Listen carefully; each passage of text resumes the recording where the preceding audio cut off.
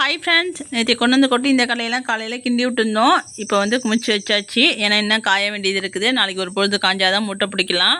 நமக்கு ரெகுலராக வேலைக்கு வரவங்க காலையில் வந்தாங்க, மத்தியானம் உடம்பு முடியலன்னு இடையிலே வீட்டுக்கு போயிட்டாங்க. அதனால் நம்ம ஒட்டி தான் குமிச்சு வச்சுருக்குறோம்.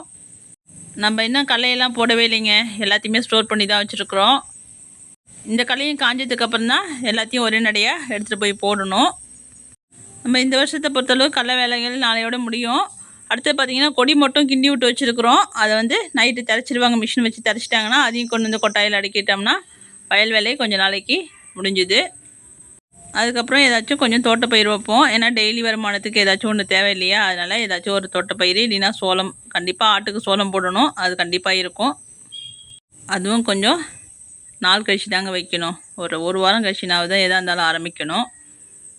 அதுக்கப்புறம் தான் எல்லாம் நம்ம ஆடுங்கள்லாம் எல்லாம் நேரத்தில் இன்றைக்கி மேய போயிட்டாங்க. வெயிலாக தான் இருந்துச்சு, இருந்தாலும் ஓட்டிகிட்டு போயிட்டாங்க. நம்ம வந்து கூண்டுக்குள்ளே பார்த்திங்கன்னா அலைமையில் பிள்ளையும் எலிக்குட்டி மட்டும்தான் இருக்காங்க. அவங்க கத்திட்டு கிடக்குறாங்க, வெய்ய தாங்கலை. நம்ம அந்த 3 குட்டிக்கு மட்டும் புண்ணாக்கு ஊற வச்சுருக்குறோம். அதை போய் போட்டு விட்டுட்டு வந்துடலாம். நம்மளை பார்த்து இந்த எலிக்குட்டி செம கத்தங்க, மா பா மா பா அப்படிங்குவான் அவன்.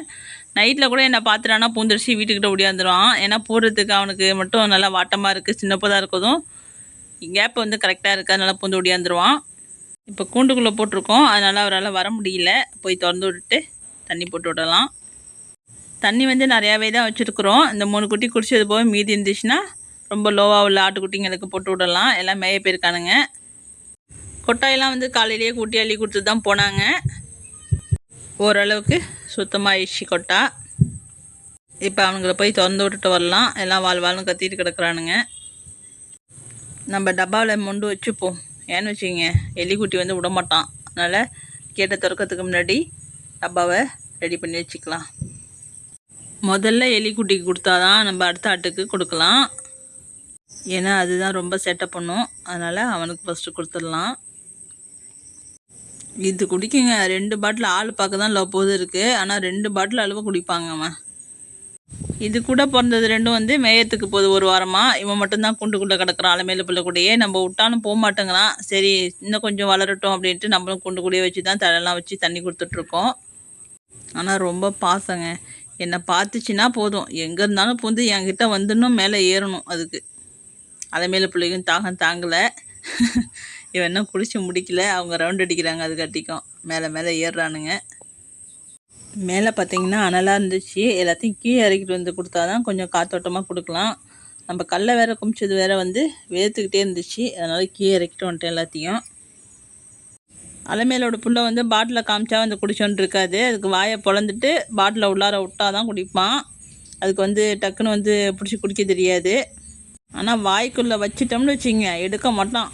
அது மாதிரி பண்ணுவான். புறையரிச்சு தும்பிட்டு கிடக்குறாரு. ரொம்ப நேரம் வரைக்கும் தும்பிகிட்டே கிடந்தாங்க. வடிகட்டி தான் எடுத்துகிட்டு வந்தேன். இருந்தாலும் இன்றைக்கி கொஞ்சம் புண்ணாக்கு நிறையா இருந்ததுனால கொஞ்சம் திக்காக இருக்குது. நானும் தண்ணியை கலந்து மொண்டேன். அதனால் அவங்களுக்கு புறையறிக்கிட்டே இருந்துச்சு. அப்புறம் ஆட்டிக்கிட்டே இருந்தான். அப்புறம் இன்னொன்னோட வாயை பிறந்துட்டு வச்சதும் அடுத்தது சாப்பிட்றாரு. இவர் எப்படி குடிக்கிறாரு பாருங்கள். கீழே பாதி மேலே பாதி ஊற்றுது, இவர் குடிச்சிட்ருக்காரு. தண்ணியெல்லாம் கொடுத்து முடிச்சுட்டு கொஞ்சம் விளாட்டுன்னு கீழே விட்டுட்டேன். மண்ணெலாம் திங்க மாட்டானுங்க, எல்லாம் தழைலாம் திங்க ஆரம்பிச்சிட்டானுங்க. அதனால் கீழே இறக்கி விளாட்டுன்னு விட்டுட்டேன். மேயத்துக்கு தான் அவங்க அம்மா கூட போகிறதுக்குன்னு தெரியல, மற்றபடி எந்த ஒரு பிரச்சனையும் இல்லை. ஆட்டுக்குட்டிலாம் நல்லாவும் இருக்குது. அலைமையில் பிள்ளை தான் இப்போ தான் போட்டவனுங்க, நல்லா வளர்ந்துட்டானுங்க. இங்கே பாருங்க விளாட்ட. கூண்டுக்குள்ளே இருந்தால் விளாடுதுங்க. கீழே இறக்கி விட்டோம்னா நல்லா ஹாயாக விளாடுங்க. தண்ணி சவுண்டு டடக்குன்னு அதுங்க குதிக்கும்போது கேட்குது. தடக்கு புழுக்குன்னு தண்ணி சவுண்டு கேட்டுச்சு. தண்ணி இவனுங்க 3 பேரும் குடிச்சது போக நம்ம சின்ன கூண்டு உள்ளார வச்சுட்டோம். ஏன்னா வெளியில் வச்சோம்னா ஆடுங்க வந்து வேர்த்து குடிச்சிடும்.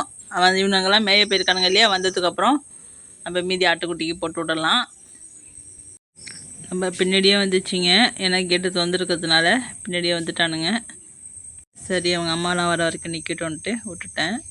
இருட்டிடுச்சு. எங்கே வந்து மேயத்து பார்த்தீங்களா, திருவாசப்படியில். ஏன்னா நான் நிற்கிறேன்னா அவங்க அம்மா வர சத்தம் கேட்குது. ஊற்று பார்க்குறான் வழியே, என்னடா அம்மா வர சத்தம் கேட்குது அப்படின்னு.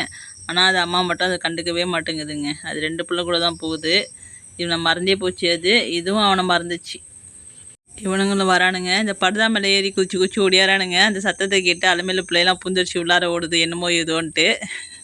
இவனுங்கள பாருங்க, இந்த கல்லை முடியிருக்கோம் இல்லையா, அந்த பர்தாவில் ஏறி குச்சி ஓடியாரானுங்க. அதுக்கு தான் அது ஓடுது. எல்லோரும் மேய்ஞ்சிட்டு வந்துட்டாங்க. அலமேல் தான் கத்திக்கிட்டே போனான், அவங்க பிள்ளை வெளில நிற்கிறதும். மணி 6:45 ஆகி போச்சுங்க. நல்லா இருட்டிடுச்சு, நிலவும் வந்து போச்சு. டெய்லியும் காலையிலையும் மாலையிலையும் கண்டிப்பாக இவங்களை ஓட்டிகிட்டு போயிட்டு வந்தால் தான் நம்ம வீட்டில் இருக்கலாம், இல்லை இருக்க முடியாது. அதுங்க மேய்துங்களோ இல்லையோ போயிட்டு வந்தோன்னு அதுங்களுக்கு. நம்மளும் ஆட்டெல்லாம் உள்ளார விட்டுட்டு கேட்டை கட்டிட்டு போயிட்டு உட்காரலான்னு மட்டும் நினைக்காதீங்க.